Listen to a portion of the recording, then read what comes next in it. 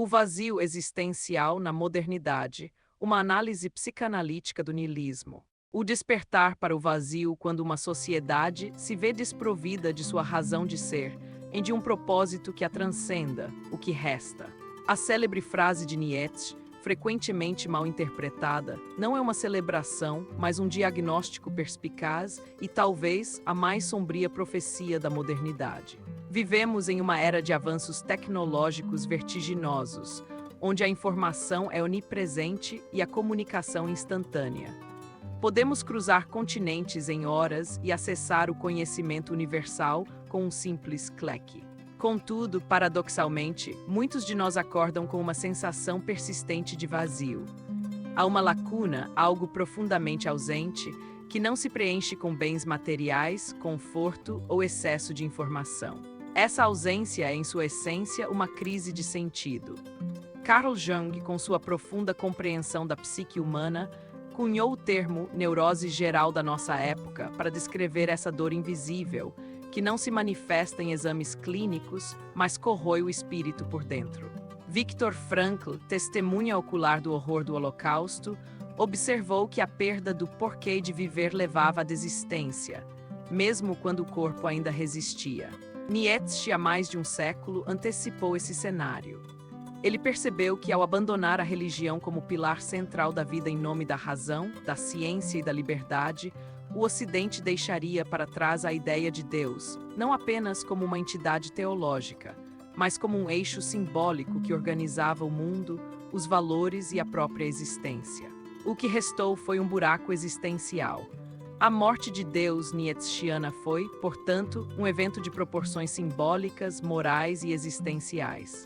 É esse vazio que, em nossa contemporaneidade, tentamos preencher com a busca incessante por prazer, consumo, performance e distração. Mas será que essas estratégias são eficazes para aplacar a angústia subjacente? Este ensaio, com a lente da psicologia e da psicanálise, explorará esse abismo, refletindo sobre as questões legadas por Nietzsche, Jung e Frankl.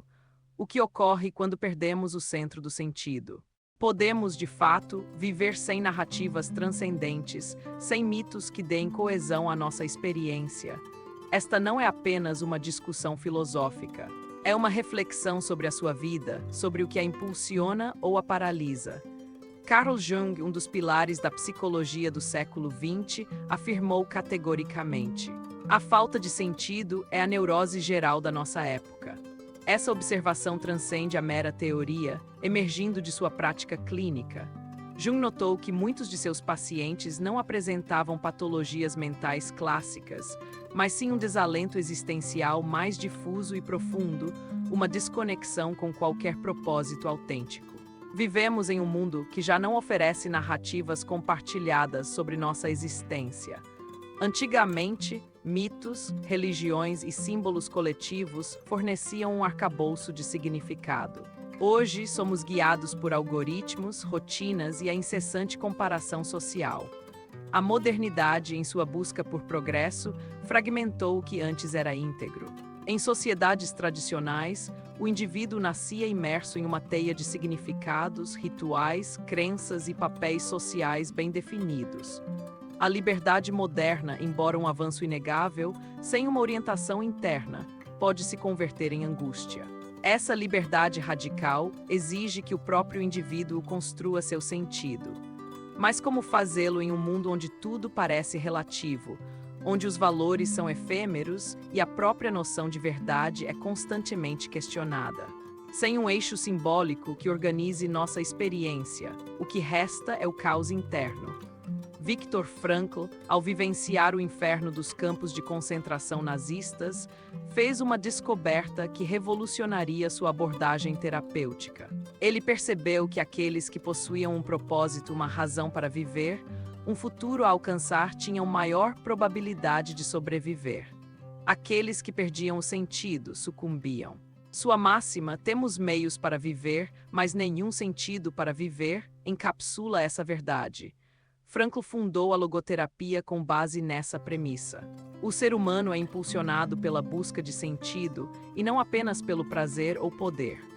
Quando esse sentido se esvai, emerge o vazio existencial, uma sensação de inutilidade da vida, mesmo que repleta de atividades, status e sucesso aparente. Esse vazio não é meramente filosófico, ele se manifesta psicologicamente como ansiedade, depressão, apatia, vícios e burnout. É a psique sinalizando: não sei por que continuo. Mesmo em sociedades afluentes, com acesso à saúde e informação, os índices de depressão e suicídio disparam. Há uma epidemia silenciosa, a do colapso de sentido. Jung a denominava doença da alma, pois não se trata apenas de desequilíbrios neuroquímicos, mas da ausência de uma narrativa que confira coesão à experiência de viver.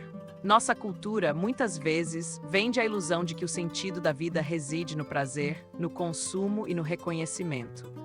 Contudo, o prazer é efêmero, o consumo descartável e o reconhecimento volátil. Substituímos o sentido profundo por estímulos rápidos, trocamos a jornada por picos de dopamina. Mas quando a excitação se dissipa, o que permanece? Silêncio, tédio e ansiedade. As pessoas acordam, trabalham, produzem, publicam, consomem, e ao final do dia, no escuro do quarto, a pergunta ressurge: é só isso?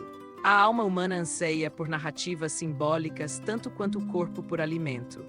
Sem um mito, um símbolo, um porquê, a vida se reduz a um amontoado de tarefas. Jung compreendia que os mitos não são meras fantasias infantis, mas mapas psíquicos que auxiliam o ego a se integrar à totalidade da psique. São caminhos simbólicos que revelam o valor do sofrimento, o sentido da morte e a possibilidade de transformação. Ao rejeitar esses mapas, ficamos à deriva. Essa crise de sentido não se restringe aos livros. Ela se manifesta em seu cansaço inexplicável, em sua busca incessante por distração, na sensação de viver no automático. A pergunta não é apenas filosófica, é profundamente pessoal. Você sabe por que acorda todos os dias. Qual é o seu porquê? Nesse cenário de liberdade sem direção, progresso sem propósito e vida sem mito, emerge o diagnóstico mais radical de Nietzsche: a morte de Deus. Poucas frases na história da filosofia tiveram um impacto tão profundo. Para compreendê-la, é crucial ir além da superfície teológica. Nietzsche não estava meramente negando a existência de Deus. Ele estava anunciando uma transformação radical no Zeitgeist, no espírito da época, uma mudança cujas implicações ainda estamos processando. Com o avanço da ciência, o iluminismo e a modernidade, o mundo foi perdendo seu encanto religioso. O que antes era explicado por divindades, agora encontrava explicações na física, na biologia, na razão. A religião, que por séculos organizou o sentido da vida, a moral, o tempo e a morte, foi sendo relegada à periferia. Não era mais necessária para explicar fenômenos naturais ou a origem do universo. Contudo, Nietzsche percebeu algo que poucos vislumbraram. Quando Deus morre, não é apenas uma crença que desaparece, mas toda uma estrutura de significado que colapsa. Nietzsche não celebra essa morte. Ele teme suas consequências. Ao descrever o louco que anuncia a morte de Deus, ele nos apresenta um personagem que corre pelas praças, segurando uma lanterna em pleno dia, em busca de Deus. Ao perceber a indiferença das pessoas, ele exclama: como podemos fazer isso? Quem nos deu a esponja para apagar todo o horizonte? A metáfora é poderosa. Sem Deus, o horizonte simbólico desaparece. Não sabemos mais onde estamos, para onde vamos, nem por que continuar. Por séculos, a religião não foi apenas uma crença. Foi uma bússola moral, social e psicológica. Ela ditava o certo e o errado, fornecia estrutura à comunidade e ensinava a suportar o sofrimento com dignidade. Mesmo os menos religiosos viviam imersos nessa matriz simbólica. Com a morte de Deus, essa matriz se rompe e a moral, antes fundamentada no sagrado, torna-se fluida, relativa, negociável. Nietzsche antevê o perigo. Sem um fundamento transcendente, somos compelidos a criar nossos próprios valores. Ou, pior, permitimos que o mercado, o Estado ou ideologias externas o façam por nós. Sua crítica ao cristianismo não se baseia em sua falsidade, mas em sua percepção de que ele promovia uma moral de escravos, uma ética que glorificava a fraqueza, o sofrimento, a submissão e o ressentimento. Em sua visão, o cristianismo negava a vida em vez de exaltá-la. Nietzsche sonhava com uma moral afirmativa, vital e corajosa, um ser humano capaz de criar valores a partir de si mesmo, e não por submissão a um mandamento externo. No entanto, ele sabia que essa transição não seria suave. Entre a morte de Deus e o nascimento de novos valores existe um abismo. E esse abismo tem um nome: niilismo. O niilismo é o colapso do sentido. É o estado em que não se acredita mais em nada, nenhum valor é absoluto, nenhum porquê é suficiente. Tudo parece fútil, passageiro, relativo. Nietzsche identificou o niilismo como o maior desafio da modernidade. Sem Deus, a humanidade corre o risco de perder completamente sua referência moral, existencial e espiritual. O que foi feito do sentido da Terra, ele questiona. É como se, ao se libertar de Deus, o homem se encontrasse perdido em um deserto, sem mapa, sem direção, sem saber onde está. E o mais assustador, Nietzsche previu com precisão as consequências desse caminho. Hoje, observamos o colapso de instituições tradicionais, famílias fragmentadas, moralidade líquida, a política convertida em religião, o prazer substituindo o propósito, a aparência sobrepondo-se à essência. Quando o sagrado se desintegra, qualquer coisa pode ocupar seu lugar. O mercado, o entretenimento, o Estado, o corpo, o ego, tudo se torna um ídolo. Nietzsche, ao contrário do que muitos pensam, não desejava destruir todos os valores. Ele aspirava que criássemos novos valores, que fôssemos capazes de transcender a mera negação. Mas isso exige coragem. Nietzsche não nos oferece respostas fáceis. Ele nos lega uma missão, como viver com profundidade após a morte de Deus, como afirmar a vida sem recorrer a ilusões reconfortantes. É nesse contexto que surge a figura que ele mais temia e que, talvez, melhor represente o espírito de nossa era: o último homem. Ao descrever o último homem em Assim Falou Zaratustra, Nietzsche não cria um vilão, mas expõe a consequência lógica do niilismo passivo. O ser humano que, ao perder o sentido maior da vida, contenta-se com o mínimo possível. O último homem não sofre, mas também não vive plenamente. Nietzsche pinta um retrato inquietante. Um ser que evita tudo o que exige esforço, profundidade ou dor, que busca o conforto acima de tudo, que despreza grandes ideais, grandes perigos e grandes sacrifícios. Ele é aquele que proclama: inventamos a felicidade. Mas essa felicidade é morna, desprovida de transcendência, é a felicidade do sofá, da notificação, da pizza com streaming. O último homem não crê em valores supremos, em causas maiores, em destinos trágicos ou heróicos. Ele acredita na segurança, no prazer moderado, em uma vida longa e sem riscos. E o mais perturbador, eles piscam, ou seja, observam com ironia tudo o que é profundo, com sarcasmo tudo o que exige entrega. Olhe ao seu redor e talvez para dentro de si. Vivemos na era do último homem. O corpo tornou-se um templo, não no sentido sagrado, mas no sentido estético, competitivo, publicável. O prazer virou rotina. Comida, estímulos, telas, tudo à disposição o tempo todo. Contudo, apesar de toda essa abundância, os índices de ansiedade, depressão e suicídio crescem. Por quê? Porque o ser humano não foi feito para viver apenas de prazer. Precisamos de significado, não apenas de conforto. Nietzsche não era um asceta, ele não pregava o sofrimento pelo sofrimento. Sua crítica não se dirige ao prazer em si, mas à redução da vida ao prazer. A vida, para ser digna de ser vivida, necessita de risco, de dor, de caos. O último homem eliminou tudo isso em nome da segurança, tornando-se uma sombra de si mesmo. E, no fim, ele se pergunta: por que ainda me sinto vazio, mesmo tendo tudo?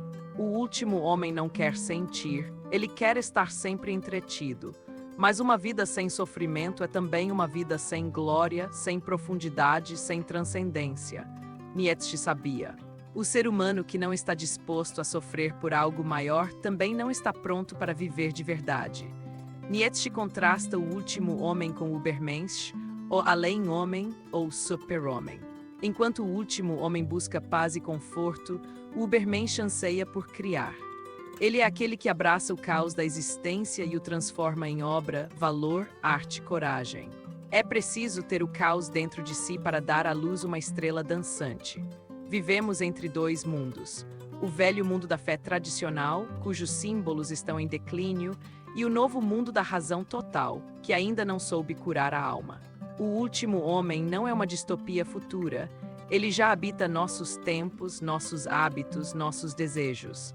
A pergunta que paira sobre nossa era é simples e brutal.